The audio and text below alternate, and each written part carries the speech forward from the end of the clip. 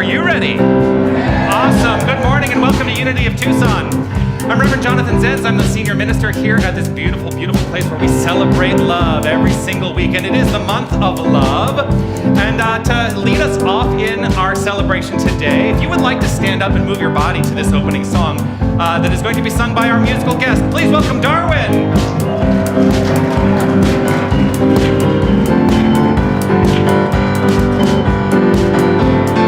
Love is in the air, everywhere I look around.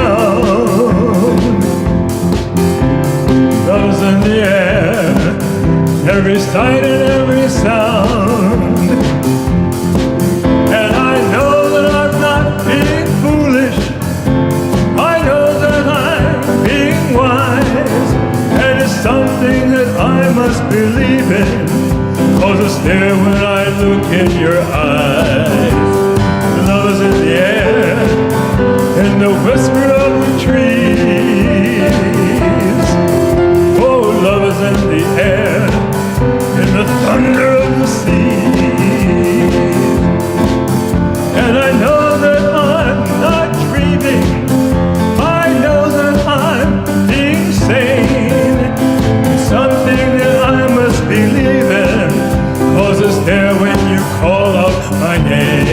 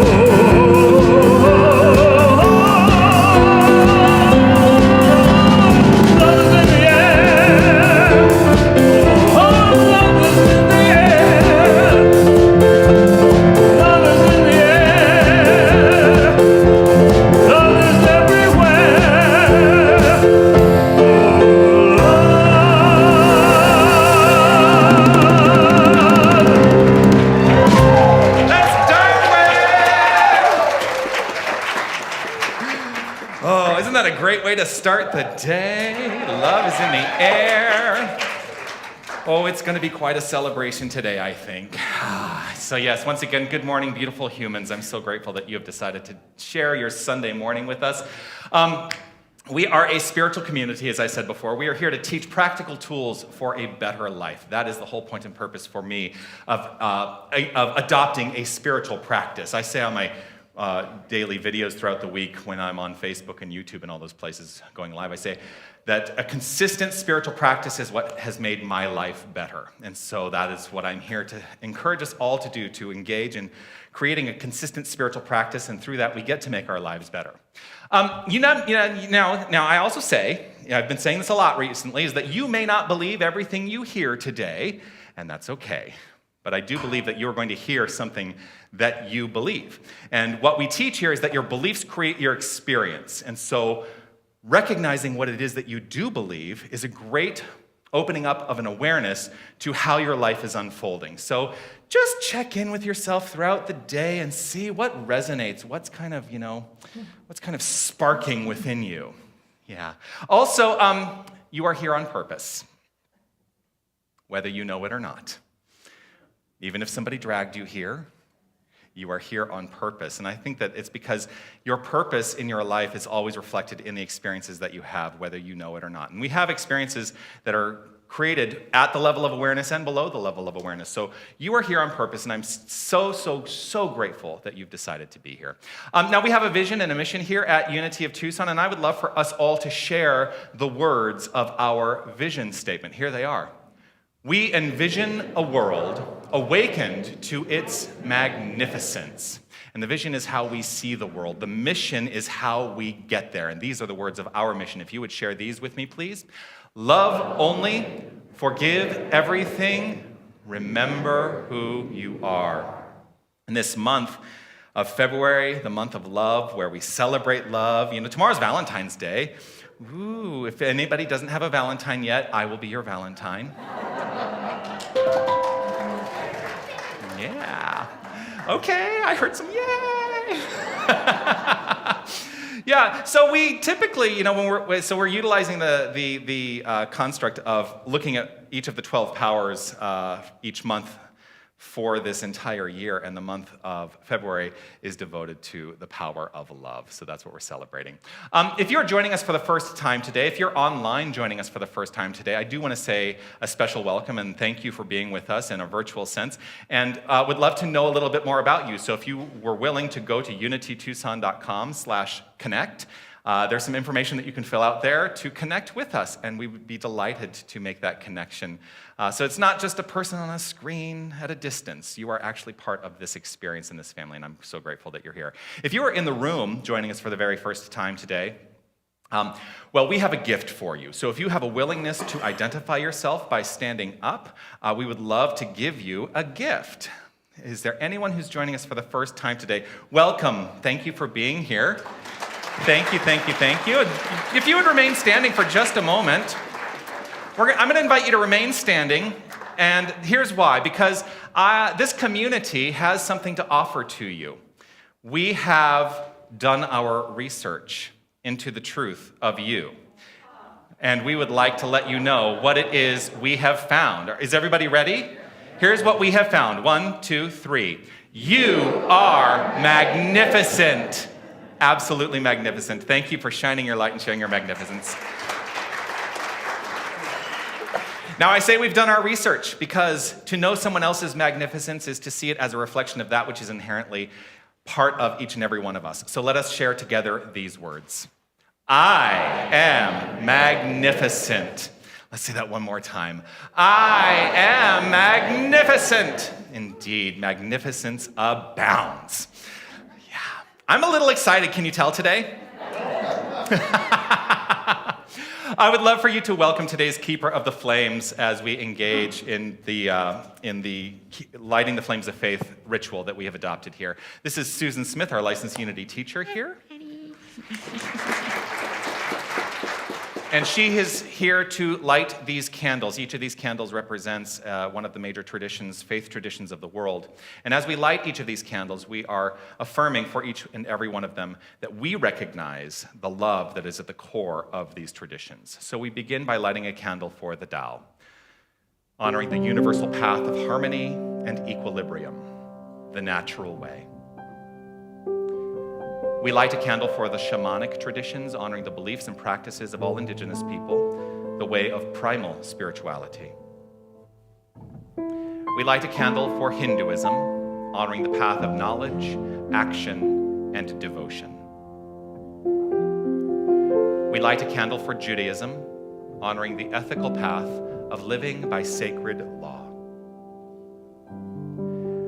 We light a candle for all forms of Buddhism, honoring the Four Noble Truths and the path of compassion. We light a candle for all forms of Christianity, honoring the Christ consciousness as the path of love. We light a candle for all forms of Islam, honoring the path of submission to the divine will of love as the highest calling. We light a candle for the universalistic religion of Baha'i, honoring the path of unity and peace. We light a candle for all forms of new thought, honoring the metaphysical path of mental healing through the practice of universal spiritual principles. And we light a candle for all faith traditions that go unnamed in this ceremony, and for any seekers who may be as yet unaware of the power and the presence of the divine essence, spirit, God, whatever we choose to call it, that is in their lives, and for the space that we keep open for them in our own hearts. And this final candle we light is the healing candle. The healing candle represents the illumination, the revelation of the divine essence at the core of all creation.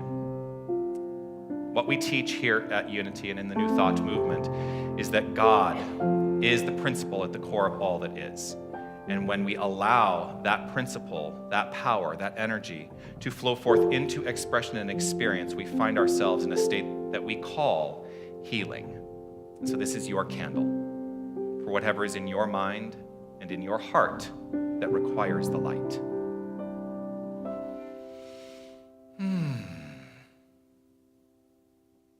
How are you today? I'm wonderful, thank you. Wonderful to see you. It's wonderful to be seen. Thank Yes. you. So Susan Yes. is going to reflect a little bit on the homework that I Yes. gave last week. Now, if you're new to our community, and there are a couple new people here, Yes. I give homework every week.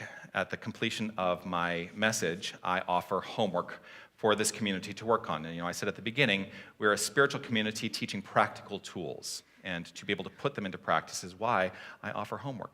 So Susan's here to reflect on the homework that I gave last week, and I'm going to remind everyone what that homework was.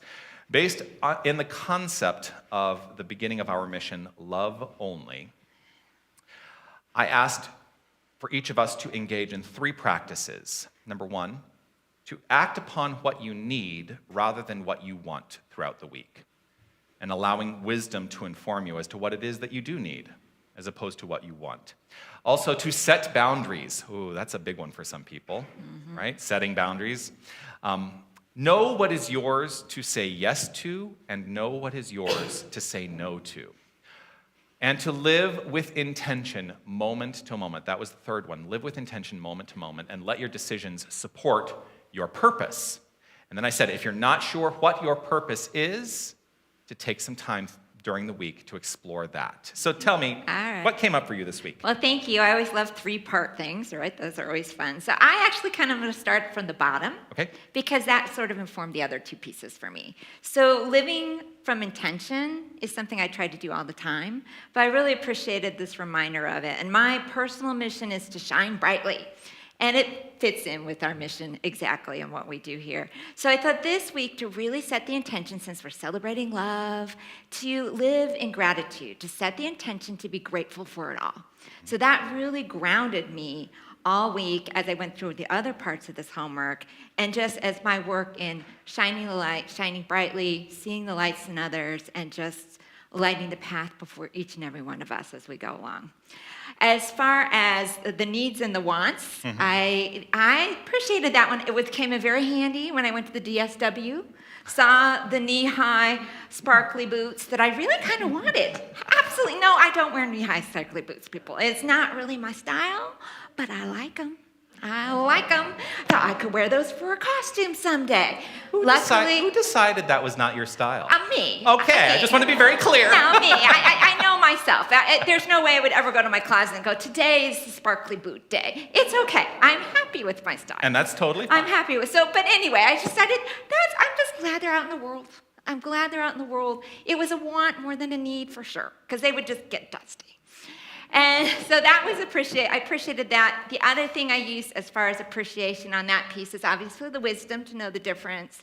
And also the fact that I just have what I need to supply myself, that I have the resources, that I have the training, that I have the community, that I have the friends, that I'm so blessed to be able to fulfill my needs. And and one of the things I heard once, and I'm sorry, I cannot remember who said this, but what you appreciate appreciates. And that is how the power of love works. So just appreciating that I have everything I need, and that I can fulfill those needs. And then finally, boundaries. That was interesting because I'm really good at setting boundaries in my personal life. Fantastic. In my professional life at work, I work on it. And that is something I'm appreciative of because I get a chance to practice. I've been doing pretty good. And guess what this week happened? New employee. Changed all the dynamics. So I'm working on my boundary setting boundaries about other people's relationships, working on triangulation. So I'm appreciative that I have this opportunity to practice. Beautiful. Thank you so much You're for sharing welcome. that. Susan Smith, everyone. Really great. Your sparkly knee-high boots reminded me of a pair of boots that I once owned. They were robin's egg blue cowboy boots.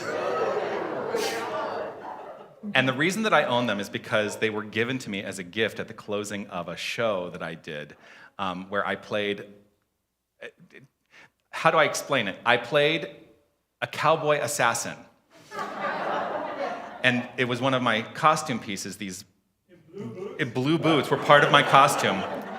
And at the close of the show, the producer came and she said, "I'm giving these to you because I can't imagine anyone else ever wearing them." I think they're still in my closet, but they're gathering dust because where am I ever going to wear them? Maybe I'll wear them for rodeo week. Oh my goodness, yes. Well, I would like to invite, now, there's an introduction that I'm going to offer for our peacekeeper today, and that is that many people know him by different names. When he introduced himself to me, he introduced himself as Peter, but he also said, many people here know me as Philip.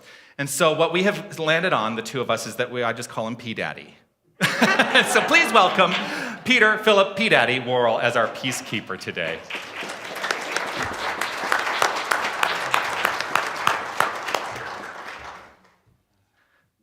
Oh, I'm going to come and fix your microphone. Oh, did I knock it out? Yeah, it happens. That'll make it easier for people to hear you. There you are. How's that? Testing. There it is. Okay. Well, I've already been introduced, so I just wanted to say one other thing, that I was born in Birmingham, England in 1944 during the war. And I am so grateful to be able to be here today and speak this gratitude. So our peace and nonviolence focus today is gratitude. And we're going to start with a number of quotes from different spiritual teachers about the power of gratitude and practice in our lives. Let's start with Emily Cady.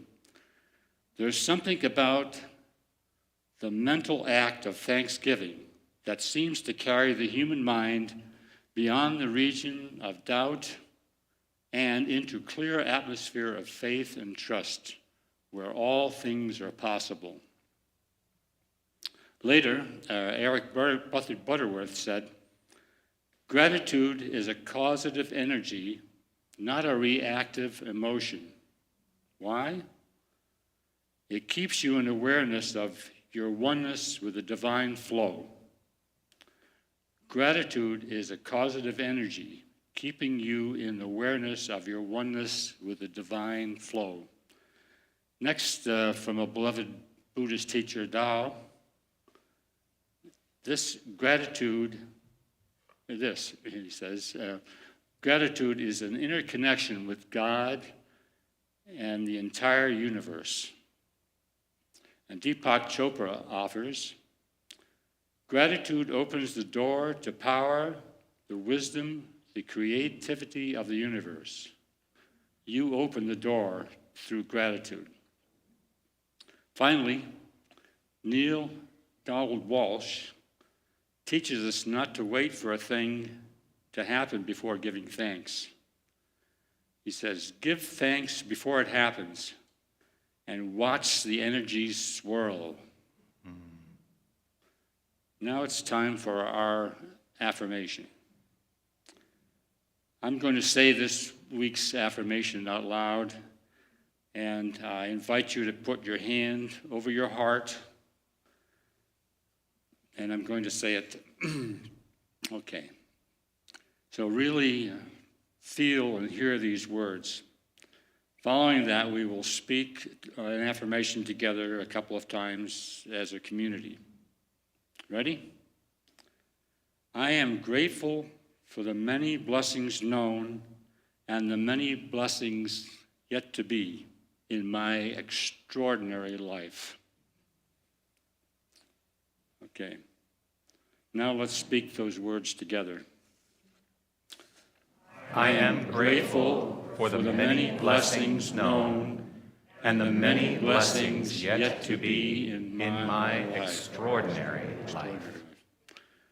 Let us say this one final time with feeling, after which we will begin our peace practice for this week and enjoy our centering song and the rest of our service. So here it goes. I am grateful for the many blessings known and the many blessings yet to be in my extraordinary life. Okay, so for our peace practice this week, I first invite you to take a few deep breaths and really feel the gratitude and feel, I lost my place here. I invite you to take a few deep breaths and really feel the gratitude you have been expressing. Remember that it is causative.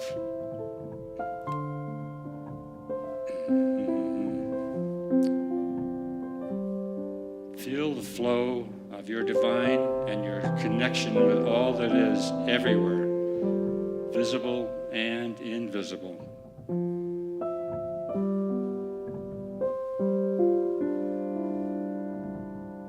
Now choose one area of your life where you would welcome more peace than is currently the case.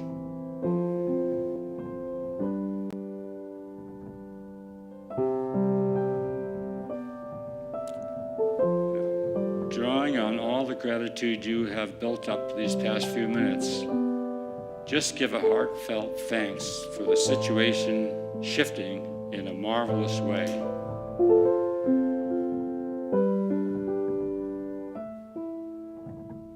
Thank you.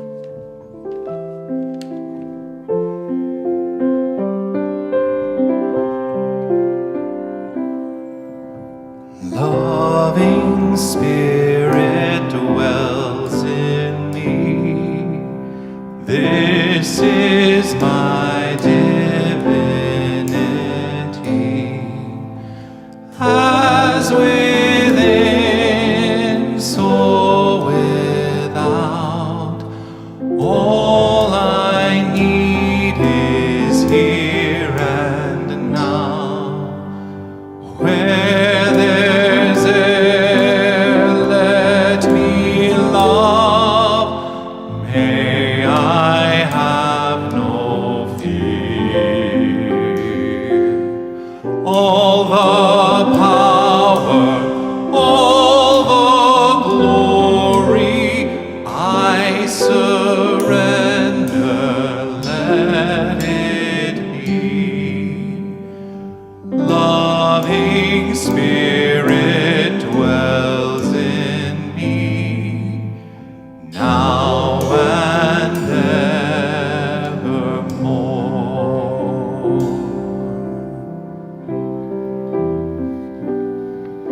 Father, Mother, God, as we celebrate love this month, it's with gratitude that we acknowledge the divinity within ourselves, in each other, and in this community.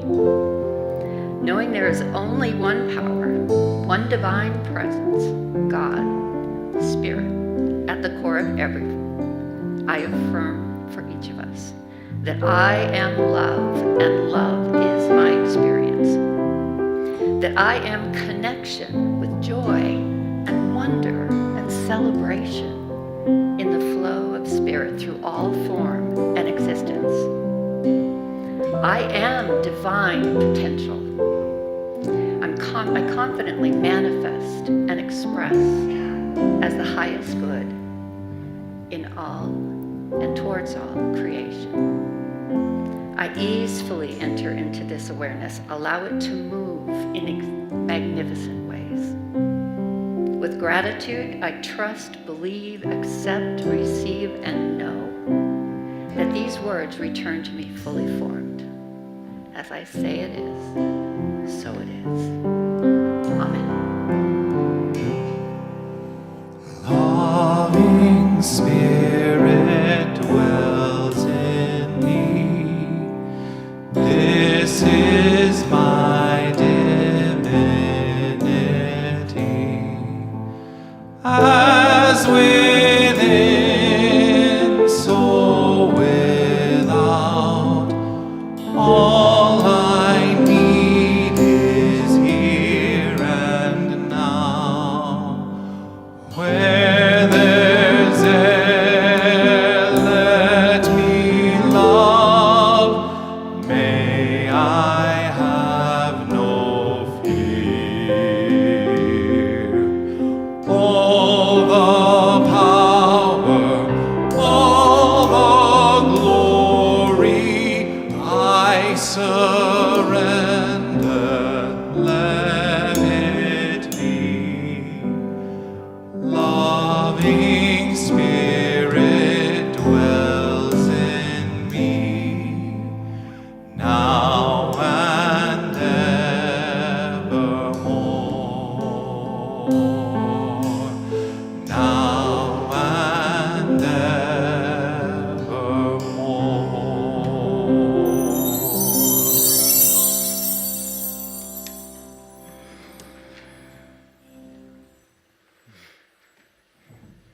Let me first say thank you to our prayer chaplain today, Sue Crake, for that beautiful prayer. And now you have a sacred reading for us. I do. Good morning, everybody.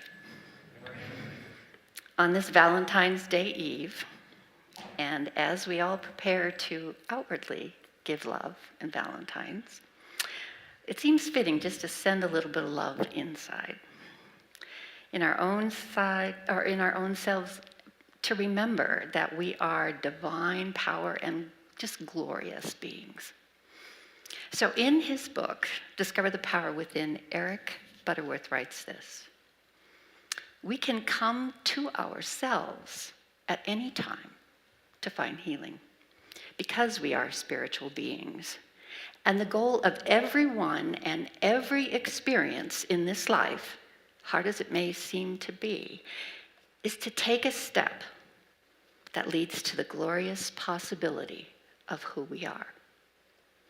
No matter where you are or what you may be, no matter what you may have lost or what you may have gained, the power to become is your divine inheritance. You can overcome, you can succeed, you can be healed if you believe in your divinity. Bless it. Act as if you are it. And it is the truth of you. And keep on in the effort to let your true self emerge. You are divine. Namaste. Thank you, Sue. It's beautiful. There are lots of things that converge in February. Obviously, we celebrate love because it's Valentine's Day. One of the things that happens in February as well is it's Black History Month, and Darwin has offered to sing a very special song today to celebrate Black History Month. Please welcome Darwin.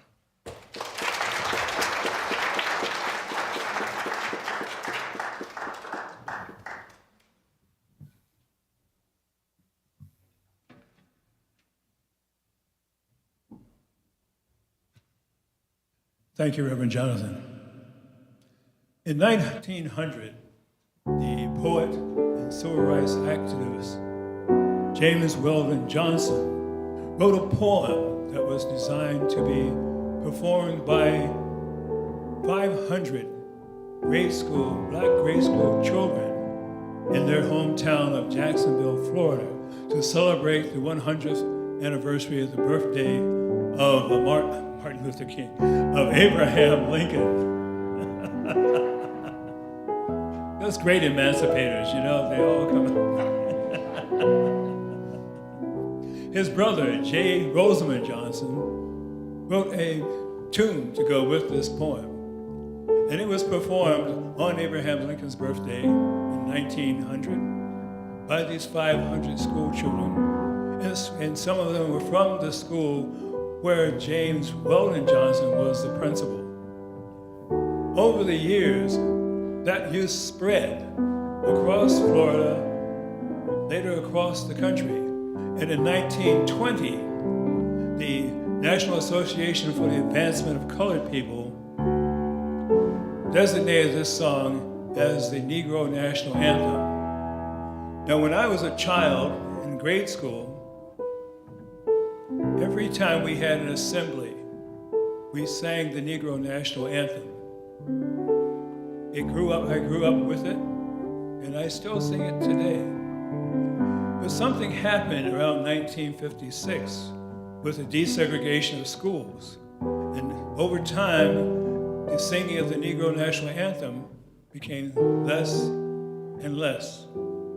But there has been a resurgence across the country and around the world because the song has such great power. So now in celebrations, we sing it. And in fact, Beyonce sang it at a concert at Coachella. Her version was completely different from the original one. But it's bringing a resurgence of singing the Negro National Anthem. As is tradition, we all stand during the singing of anthems. And I invite you now to stand as I sing the Negro National Anthem. Lift every voice and sing.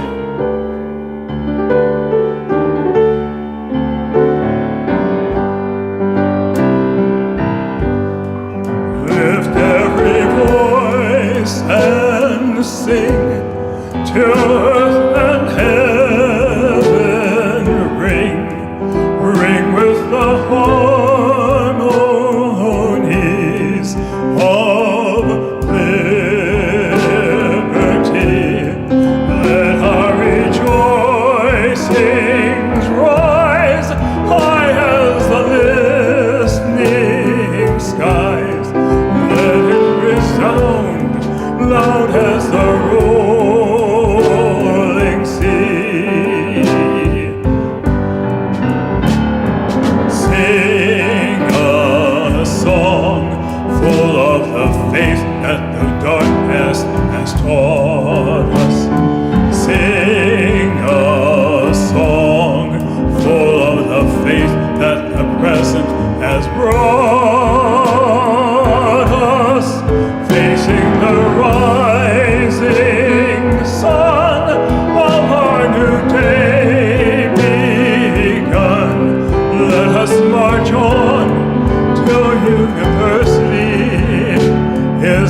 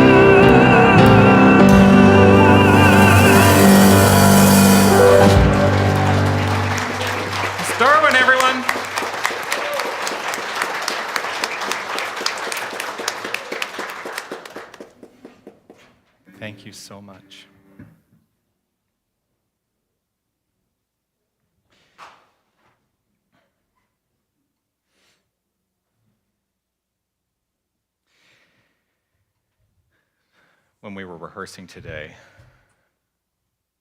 Darwin said, I'm going to say a few remarks before I sing, and asked Linda to, underscore it as we do. We try to make it, a flow. And when I asked him, I said, don't tell me what the remarks are. I said, but I was going to make some remarks about the song as well. And it turns out we were going to make some very similar remarks, as you might imagine. So that means my talk is going to be shorter. Famous last words. What does it mean? What does it mean? And I just want you to look into your heart for just a moment. What does it mean to you? And this is a rhetorical question. What does it mean to lift every voice and sing? What kind of world might we live in if we lifted every voice and sang?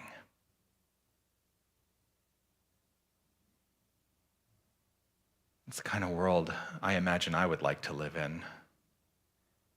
And the great experiment is that we're working towards that every single day, but have we reached that? Probably not. But we're working on it, aren't we? Yeah. There's a lyric that caught my attention when I was preparing this morning, and the lyric is this one: with a steady beat, have not our weary feet come to a place for which our parents sighed?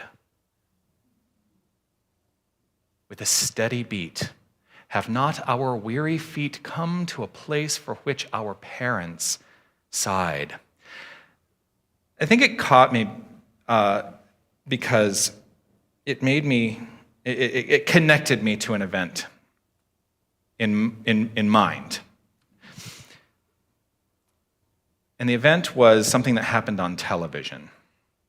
Now, I'm a child of a particular generation that had a lot of television going on, being a Gen X kid. We Gen Xers, we like to, people are going, you're Gen X? I'm like, yeah. We like to, point out that we were basically, coming home from school by ourselves, and so the TV was our babysitter. So I watched a lot of television growing up. Now, this event that happened on television was prior to my appearance on this plane of action, but it is an event that I have a great deal of awareness about. And it was something that happened in 1969. And there was a man who had been on television for about a year at that point on PBS. His name was Fred Rogers. And he had a show called Mr. Rogers' Neighborhood. I loved that show growing up. Loved it. Now, this event that happened in 1969, at the beginning of the show, do you remember, some of you will remember, so he would walk, he would show up, and, he'd come in and he'd change out of his suit jacket and he'd put on his cardigan sweater and everything. Well, on this particular episode, he showed up that day carrying an inflatable kiddie pool. And he said, oh, it's a hot day. So he put out the kiddie pool and he starts filling it with water with the hose outside of his house on a soundstage. And Officer Francois Clemens comes along, and he was the friendly cop in the neighborhood, right? He also was black. And it was unusual at this time to have a black authority figure on television, let alone a recurring character, although he used his real name. It was a recurring character as this black cop. It was very unusual in the late 1960s, and I don't know if some of you will remember what was happening in the late 1960s. There was a lot. And so Mr. Rogers said, oh, it's a hot day, this May of 1969. Why don't you join me here and, if you'd like to cool off your feet, and you can put your feet in the pool and cool off your feet. And so Officer Clemens said, yes, I would love to do that. So he sat down, he took his boots off, and Mr. Rogers took the hose and cooled off his feet. And they sat there and had some conversation for a while. This was a very radical thing to do in 1969. It was very radical. And there is some speculation, Mr. Rogers' show had been on the air for about a year. There's some speculation that this was in part a response to an event that happened in 1964. Some black teenagers, to protest segregation, jumped into a motel pool. And the owner of that motel poured acid in the pool. And they were the ones who were arrested, because it was contrary to what the laws were at the time. That's not the part of the story I really want to focus on. I want to focus on Mr. Rogers' response, because there are many things that we can learn from this response that he had, and the fact that he had the willingness in a time where it was absolutely unacceptable to share a pool with a black man. There's still things that we can learn today from this. One of the things is that there is a great teaching method, and this was the whole crux of Mr. Rogers' approach, to model rather than preach.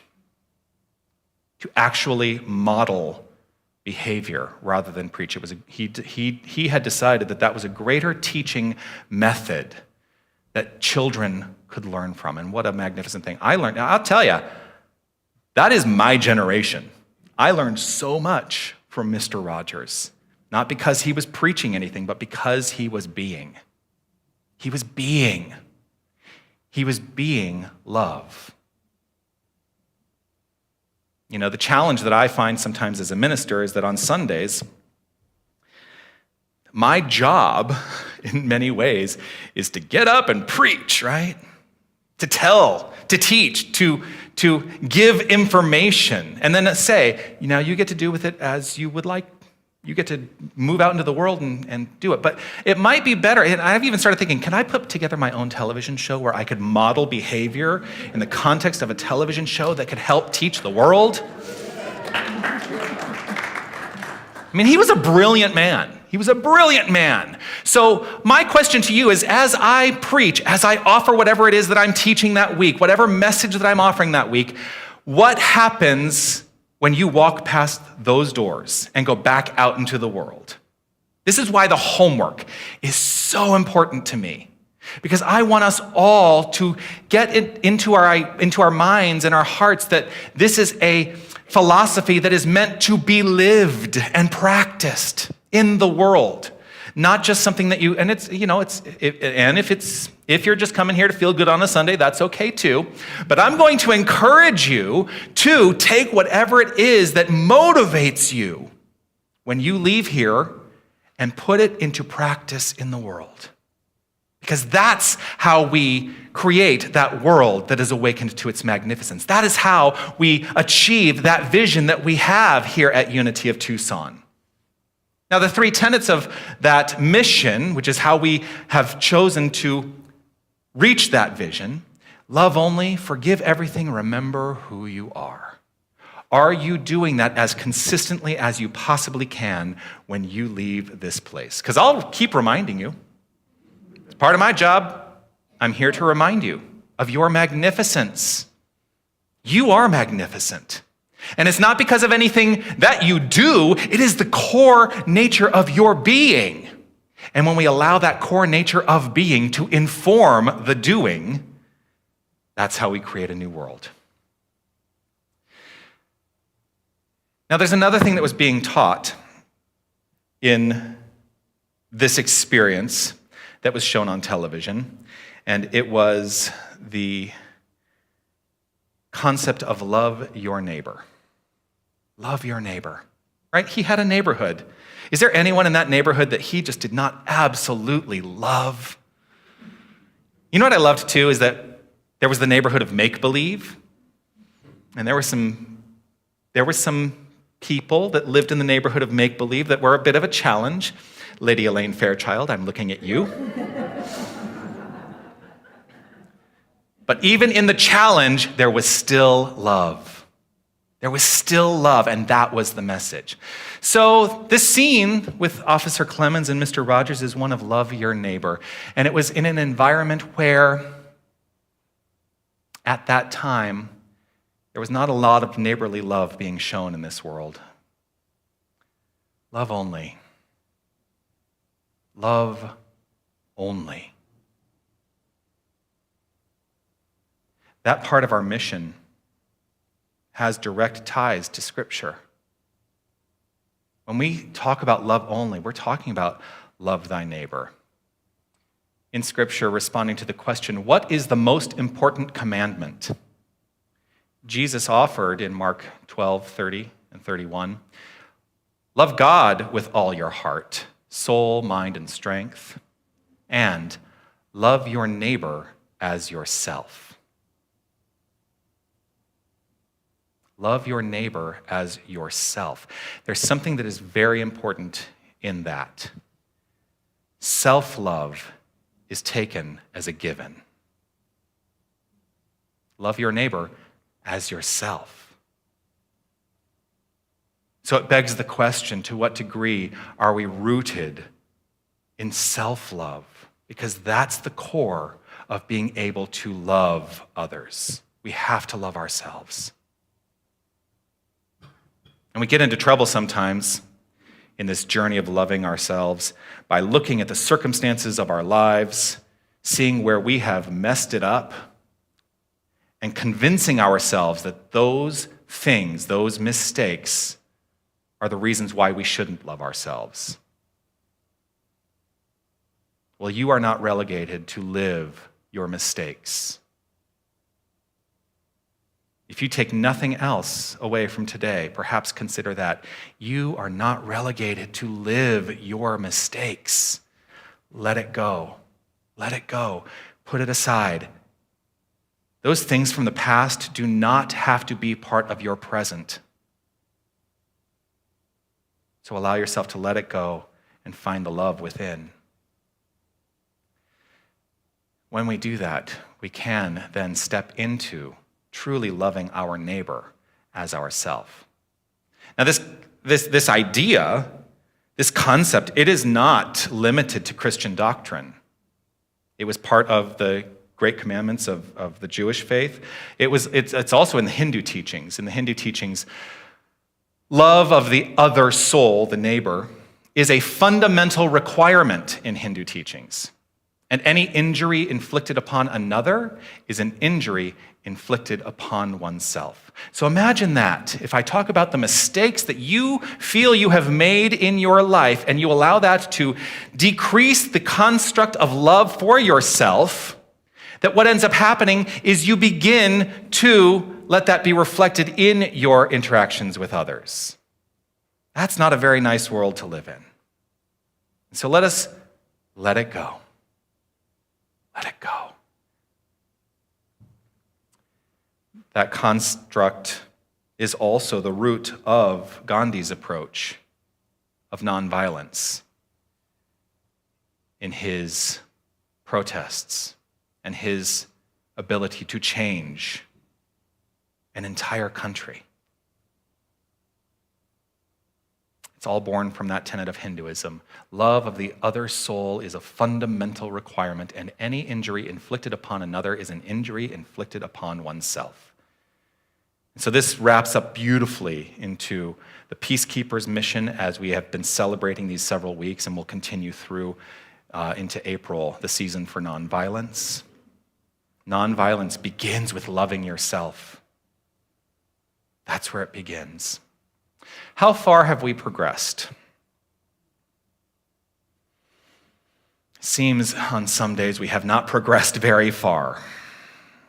And I see a world, I'm not oblivious to the world around us. I'm not oblivious to the fact that there is still war. I'm not oblivious to the fact that there is still racism. I'm not oblivious to the fact that there is still sexism and misogyny and homophobia. I'm not oblivious to any of that.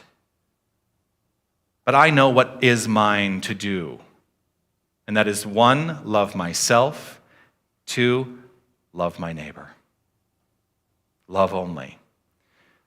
I don't need to recount the ills of the world. We're on the precipice, it seems, if you're watching the news. I know many of you don't, but we're on the precipice of a very large world event. That's all I'm going to say about it. I believe, because as my faith has taught me, one alone in consciousness with the infinite constitutes a complete majority. I believe that I have the capacity right within myself to counteract that event. By knowing who I am love. How about you? Now here's the thing, as I choose to know this, and I invite you to choose to know it for yourself, as we create a collective consciousness of love in this space, and if you're watching online, where you are, we create a magnificent expansion of love, and it will continue to counteract the ills of the world. That's the power that we have by living our lives based on love only. You know, I think I said it last week. I certainly have said it in class. And to anyone who ever asks me, because I've said I'm a news junkie. I watch the news all the time. I'm like, how can you do that? It's all bad news. And I say, it's how I develop my prayer list.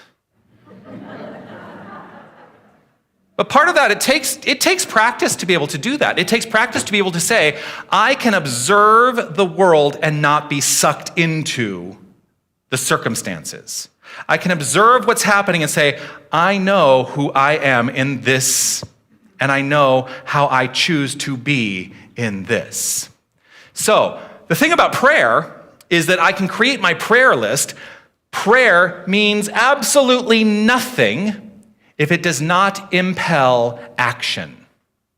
If you're in the Wednesday night class, remember that, because this is going to come up in Wednesday night.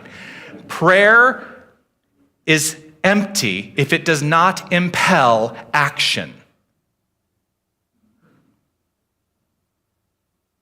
The world of Mr. Rogers was a neighborhood. It was a beautiful neighborhood rooted in love.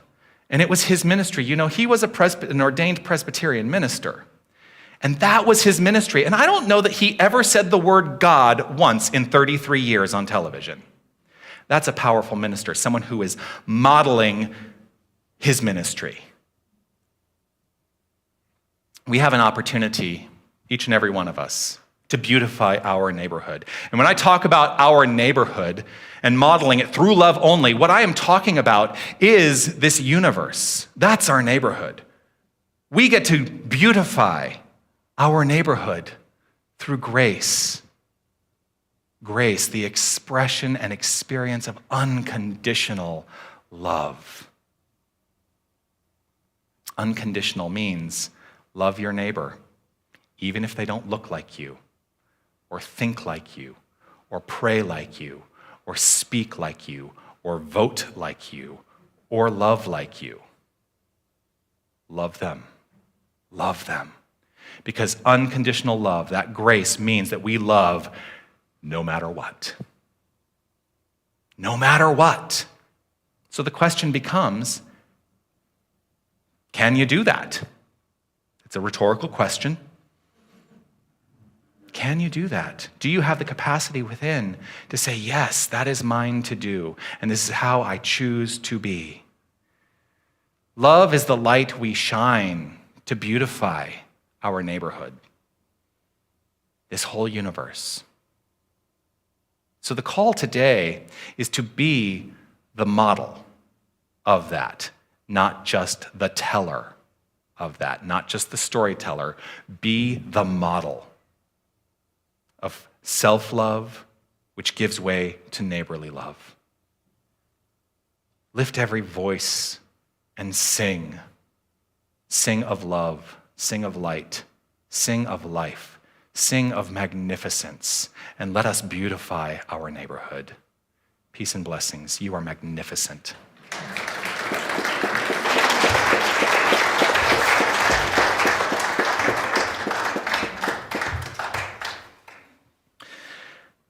Now, the homework is this. 3 things, maybe 5 things.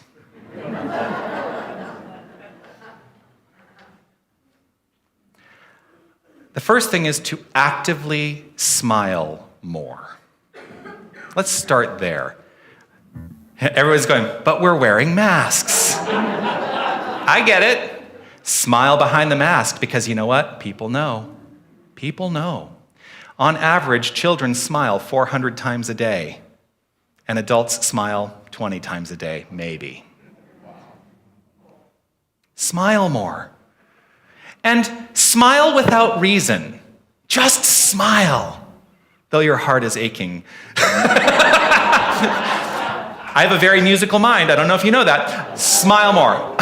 The other thing is, so smile more. Also, when you are engaged with someone, converse beyond hello. We are so conditioned to be hello, hello. Converse beyond hello. Ask questions. And in asking questions, listen to the answers. Listen to what people are saying. And the third thing is to give. To give. Find ways to give. Because that is actually, for me, a fundamental aspect of love. Giving of ourselves, giving of our time, our talent, our treasure. Give. For God so loved this world that he gave. Now, it says in the Bible, gave his only begotten Son, but we are all the progeny of the Most High. And so it is up to us to give. To give. So that's it. Smile more, converse beyond hello, and to give, for that is love. Let's allow ourselves to relax right where we are and see if there's any kernel of what has been offered here today that resonates in our soul, in our heart, and let that be present for us for just a moment.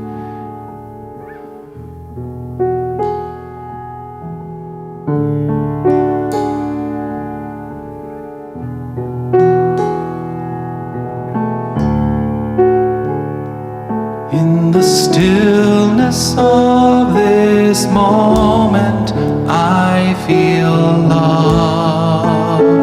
I feel love. In the stillness of this moment, I feel love. I feel love. And I rest and trust and breathe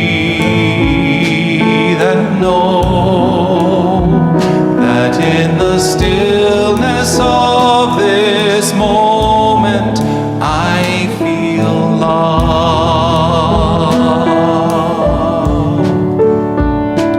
In the stillness of this moment I am peace.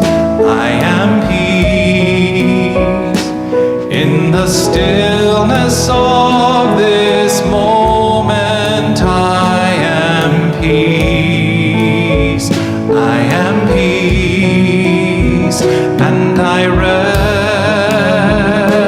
and trust and breathe and know that in the stillness of this moment I am peace.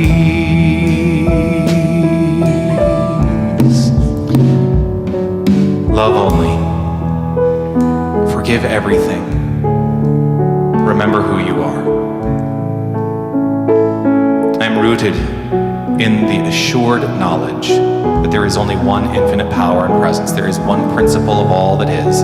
There is the creative essence and energy of life itself that is expressing as all. And this is who and what we are. This is our core identity. There is absolutely no separation. There is only magnificence.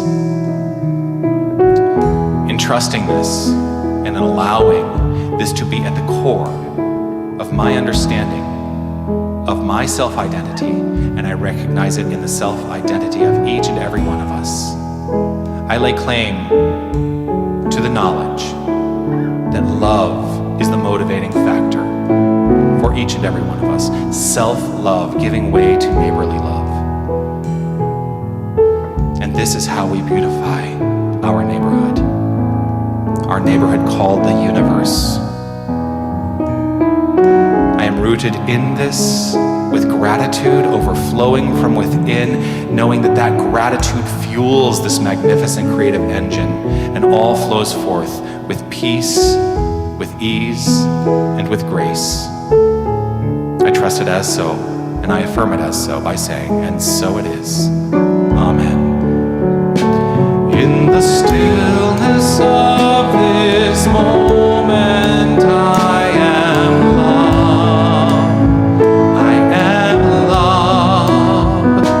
In the stillness of this moment, I am love.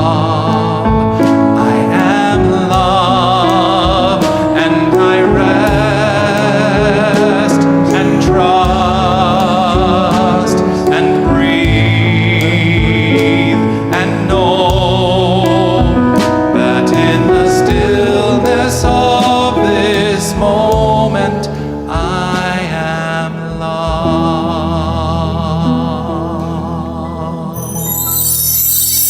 So it is. Would you please welcome to the platform the Vice President of our Board of Directors, William Summers.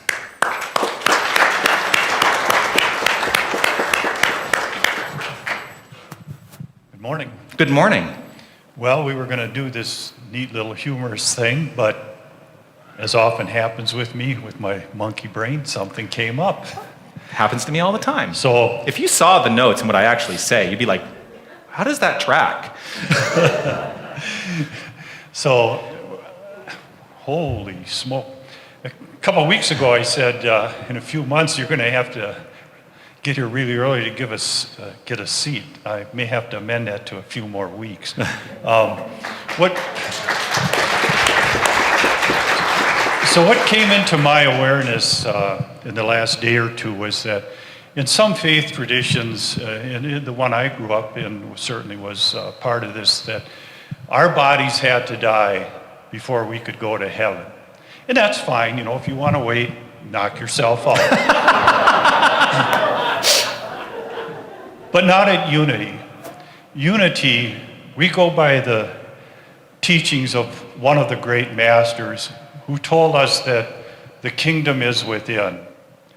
Now, my spiritual experience includes being in this body, and I sometimes forget that I live in heaven right now. But there's something that I can always go to, an actual physical something, not some ethereal out there something, where I can be back in heaven. And this something is this incredible room with this wonderful minister, this band, our guest musicians, the technicians that put this on. I can go next door over Harmony Hall here after the service. I can socialize with people who are in the same place I am. Now, if you're new or you're a little shy, I'll be out in the lobby after the service. Look me up. I'll walk through into another room of heaven with you. People on the outside, when we pass the baskets, they see us putting pieces of paper in, or if you're an automatic giver, we have a little card in the back of the seat you can put in, or people online click. And that's all they see, is those pieces of paper. What I see is people, when they put something in that basket, are people who have created heaven right here at Unity of Tucson. Thank you. Thank you, William.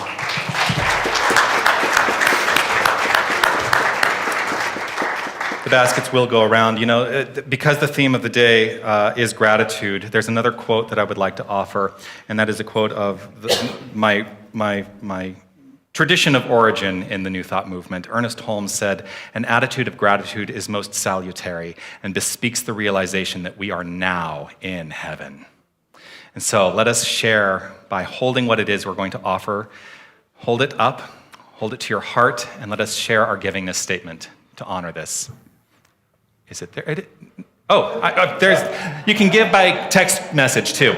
All right, let's share this together. I share this gift with love, conscious of the inner presence as the lavish source and substance of my supply. I am rooted in the assurance that this gift blesses Unity of Tucson, and I trust in its ever-present circulation, knowing its blessings return to me. And so it is. Let's celebrate by singing our song together. Feel free to stand up and move your body, because I like to do a little dance. Gratitude before me, gratitude behind me, gratitude to the left of me, gratitude to the right of me, gratitude above me, gratitude below me, gratitude within me, gratitude all around me. I'm so grateful, I'm so grateful, I'm so grateful, I'm so grateful, I'm so grateful, I'm so grateful, I'm so grateful, I'm so grateful. Once again, gratitude before me, gratitude behind me, gratitude to the left of me, gratitude to the right of me, gratitude above me, gratitude below me, gratitude within me, gratitude all around me. I'm so grateful, I'm so grateful, I'm so grateful, I'm so grateful, I'm so grateful, I'm so grateful, I'm so grateful, I'm so grateful. One last time. Gratitude before me, gratitude behind me, gratitude to the left of me, gratitude to the right of me, gratitude above me, gratitude below me, gratitude within me, gratitude all around me. I'm so grateful, I'm so grateful, I'm so grateful, I'm so grateful, I'm so grateful, I'm so grateful, I'm so grateful, I'm so grateful, I'm so grateful.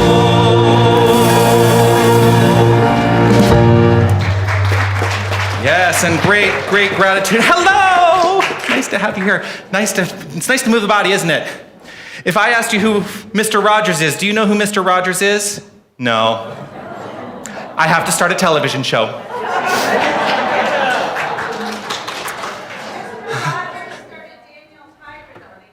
Oh, you know who Daniel Tiger is? Yeah. Oh, yeah. So Mr. Rogers created Daniel Tiger. Oh, yes. That's exciting. I grew up watching Mr. Rogers and Daniel Tiger. Did you know that? And I'm really old compared to you. Couple of things that we, of course, have going on. We have the 12 Powers, part of our spiritual education series that is going to begin in March on Wednesday evenings. There is sign up now in the bookstore or online, so check that out. It is being taught by Susan Smith, who is our wonderful, wonderful keeper of the flames today. So yes, check that out. Also, Skills for Higher Awareness. This is the last week, right? The final Thursday, but you can show up even if you haven't been to the previous weeks. That is in room A right here on Thursday at 10 a.m. with Christina Gilman.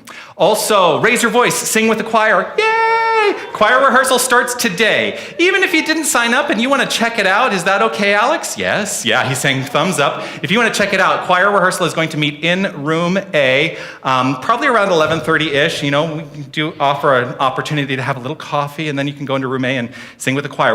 We have 21 people signed up. Yeah, super excited.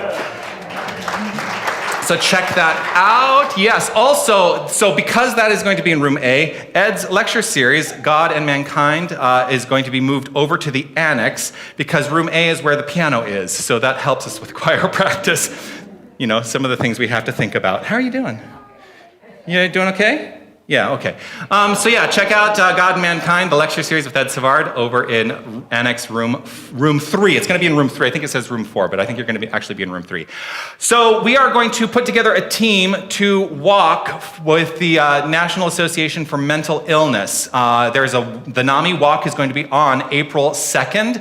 If you would like to join the Unity of Tucson team, of which I am a part, you can see Susan Smith, who is putting that entire walk team together. She's going to have some sign-up opportunities for you. She will be in Harmony Hall after the service today, so check that out. Also, next Sunday is our annual membership meeting, our annual general meeting. After the service, you get to learn about the state of the church. You get to learn where we have been and where we are planning to go, so please do stay for that. We're going to also have a board of director elections and some other things going on, so it's going to be... and we do try to make sure that we honor your time. It's not going to be like a 14-hour meeting. I promise. I know I can be long-winded, but I promise it's going to not be that long. Please welcome Chris Paxton, who is here with our wonderful youth. You want to say anything? We had a very fun day over in our youth group room, and I think, Vera, would you like to tell them what our word is? Our word, what is it again? Love. Love. Love. And Henry, want to show them the book that we read? We read the book about the magic rainbow man, and we have love to share with each of you as you leave the room. We have made some special rainbow hearts for you. Oh. What are you going to share? And snacks were good. And we made hearts, and they're rainbow. And we made a card. And we have a card for Molly. Molly, where are you? Molly's probably stepped outside. So we'll find her, but we have a card for Molly because she gave us a wonderful new book. Well, wonderful. Thank you so much. If you would like to work with these magnificent kids, we can absolutely use your support.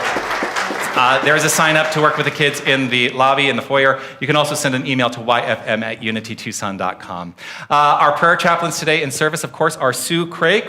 There she is, Sue Craig, who offered our reading today. Also, Deborah Walker, who is right here. If you have need of prayer after the service, they will be available here in the sanctuary. You can also utilize the prayer box. You can fill out a prayer request form and put it into the box. That box is in the foyer as well, so take advantage of that. I do want to say thank you to everybody who made today possible. Our magnificent technical team, Wally and Don and Greg. Yes. Let us give our great thanks to Sue and to Susan and to Darwin and to P-Daddy and William. Yes. Let's give great thanks to this magnificent group of musicians. And I didn't mean to just lump you in, Darwin, but let's really hear it for Darwin, that magnificent offering today. Thank you. I want to say thank you to each and every one of you for being here, present, not just here in this room or online, but being present in this thing called life. You are a magnificent blessing to me, and I offer great gratitude every day. Oh, they are so excited. Ready? All right, yeah. We're gonna work. Okay, so let's share together as we close today a closing prayer. I am infinite light. I am infinite love. I am infinite power. I am infinite presence. Wherever God is, I am. Wherever I am, God is. And so it is. Amen. Now we get to dance. Feel free to stand and move your body.